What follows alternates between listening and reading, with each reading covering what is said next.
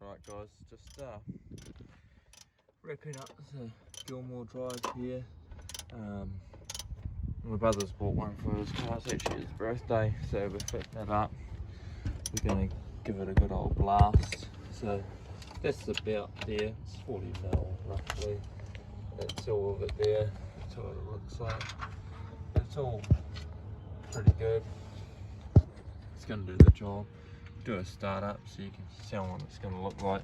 Oliver, how much is this? About 1,200, eh? Yeah. 12, it was 1,175 bucks. Yeah, 1,175. It's not bad. I paid over 1,200 for my one. The only reason why it's a little bit more expensive is because it's custom. Yeah.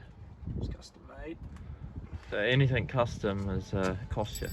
But now he's got the blueprint. I'm gonna buy another whole set. Might sell a couple too, so people can buy it. Because this guy who makes it in New Zealand, it's quite a New Zealand and an Australian thing. Not many people around the world do this sort of Gilmer drive. So he's just gonna give it a wee start up now.